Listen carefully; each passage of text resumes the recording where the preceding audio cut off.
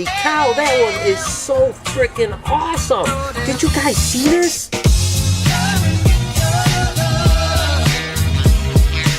Hey, good morning, everybody. Welcome to the vlog. I hope the start of your day is absolutely incredible. It is going to be a crazy day today. I cannot wait to get started. Remember those couple clutches of ball pythons that started to hatch yesterday? Well, I brought them over today, and I can't wait to show you. There are some amazing babies. We're also going to give you an update on the albino Nile monitor, and my red-tailed boa that I got this last weekend needs a name, and I'm going to need your help. And speaking of needing your help, I talked about it the other day. Hey, let's try to get this channel to 1 million subscribers by the end of 2017. That's been kind of a dream of mine since I've been YouTubing for 10 years to get to 1 million subscribers, and this channel is on pace to do it. With your help, I know we can get there. It's going to be a great day. Let's make today awesome together. What do you say we get started by looking at some baby ball pythons? Okay, guys, let's go ahead and jump right into these clutches. The first clutch was actually a Firebee, which is a pastel, a fire, and a spider bred to a ghost. So these are all going to be heterozygous for ghost because ghost or hypo is a recessive mutation. Nevertheless, what we have here is just a little spider ball python. And spider ball pythons are an incomplete dominant animal, and some people have actually said, which very well may be true, that it's actually a co-dominant animal and the super version is a lethal form.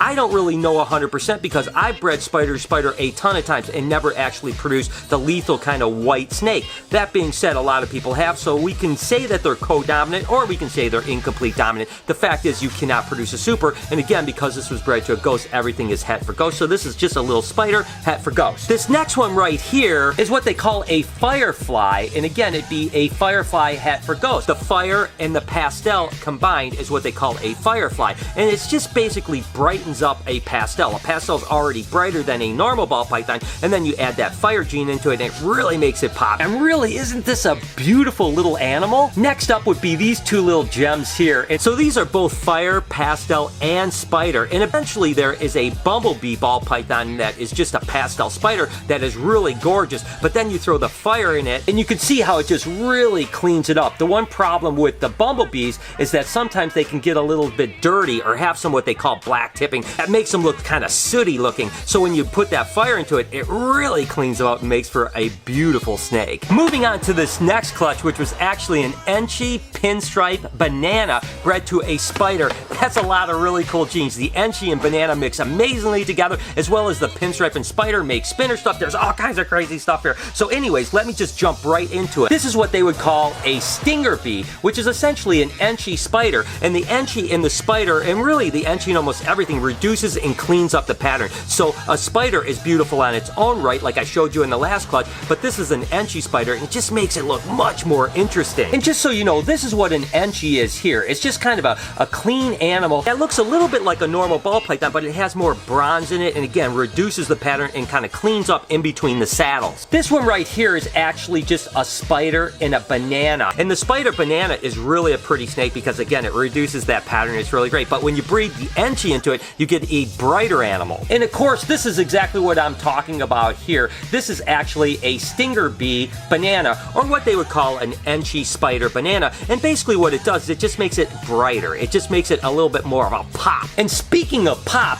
these are actually Enchi bananas here, and then this is a normal banana, and you can kind of tell the difference between the two. The ones here are just nice and bright and really beautiful. This one is still incredible, but it's certainly not as much of a kind of brilliant color as the Enchi. That Enchi gene just really mixes well with the banana gene. Then finally, take a look at these monkeys here. Oh, doggy, these things are absolutely incredible. Of course, these guys here are Enchi, spinner, banana. So there's an Enchi, a pinstripe, a spider, and a banana gene together. But just take a look at how reduced that pattern is and how brilliant these guys are.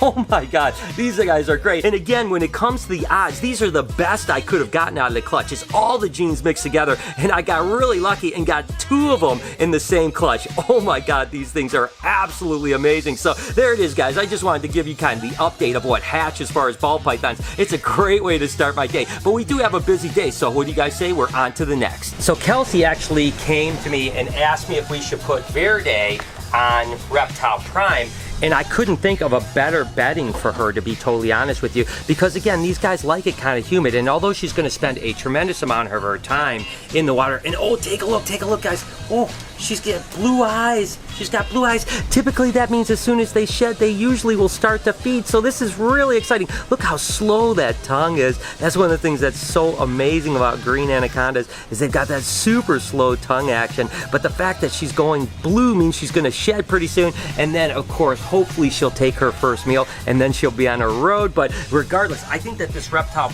Prime bedding will be perfect for her because I can keep the humidity kind of up. She'll love to burrow in it, and look at how beautiful. Look at, see, she's burrowing right now. See? Right there. That's a perfect example. Yeah. Oh, she's gonna love this to death. It's gonna be just absolutely perfect. So I'm glad that Kelsey brought it up. And oh, guess what else we have here? Kelsey's got my little cow. She's going into blue too. She's going into blue too. This is a really good trick for you guys that want to make sure your snakes shed really good. Is you can use like the bedding, like this Reptile Prime bedding in the bottom of a shoebox, and you can see right here we just have a hole cut out. So you put this on, they can go inside of it. It can kind of act as a hide box, plus like a humidity chamber, and that just really helps them shed. So good job, Kelsey. Thank you. Tons of people have been asking me to update them on the Albino Nile monitor. He's doing absolutely incredible, but he spends most of his time hiding under here in the tubes, and then in the morning we'll catch him up here. So I just fed him some diced pinky parts. I know, it's really gross. I get it 100%. But we also feed him a bunch of bugs and a whole bunch of other stuff, including dusted, of course, and he is amazing. So to let you know, right now, this name may not stick, but we've been calling him Chicken Strip because he kind of looks like a strip of chicken. So I don't know if we're going to stick with that. But anyways, right now, Chicken Strip is hiding, but hopefully will eat, and he has been every day. And basically what he does is he eats at night. And as a matter of fact, a couple nights I put GoPros in here to film to see if I can catch him eating. And sure enough, I come back in the morning and the food is gone, but the GoPro ran out of battery before he came out. So I'm going to keep on trying, guys. I want to catch him eating, so maybe we'll give it a shot tonight. What do you think? Yeah, I'm always showing you guys baby snakes, in particular baby ball pythons. So I just want to show you a couple of the yearling ball pythons that we're raising up for future breeding stock that I just think are absolutely incredible. This happens to be a chocolate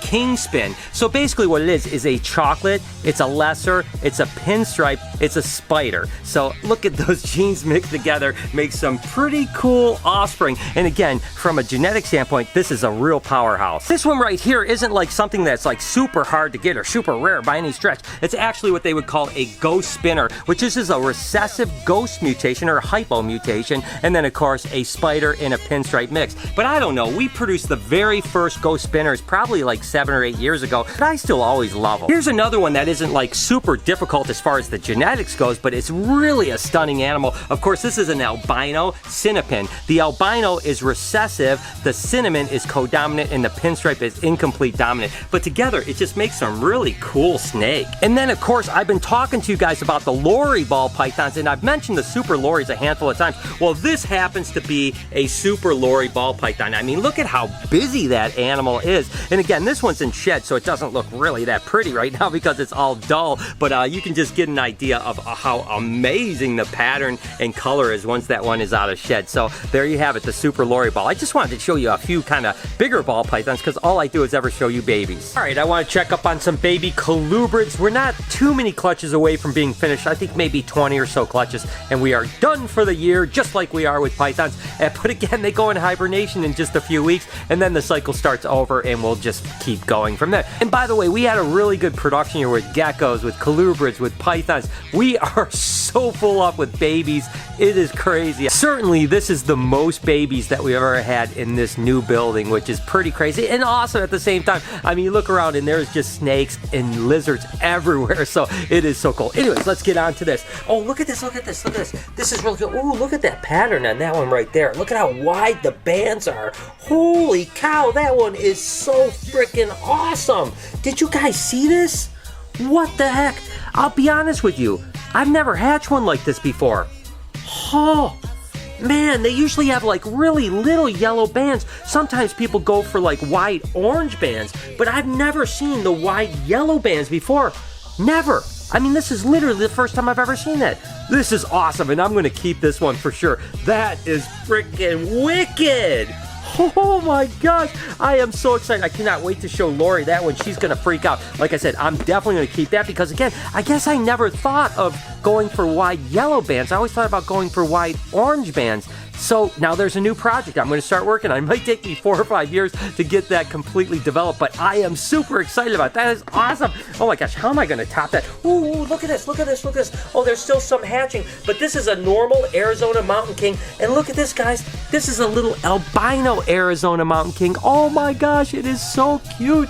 Look at that thing. And again, we had the very first albino Arizona Mountain Kings, or Pyro Milana, in the country, so it's pretty exciting to continue to be hatching them. They are always really beautiful little guys. I tell you what, those really tight triads, or lots of bands. The triads are called bands. Lots of bands. They look amazing. And then let's see what we have here. Oh, look at this. Look at this. This is more Honduran milk snakes. Just like the albinos I just showed you, these are what they call aneurystic. So the albino is lacking the black pigment, and the aneurystic is lacking the red pigment. Kind of the polar opposites, right? And then look at this. Oh, you guys will love this. Look at these little baby Mexican. Whoa.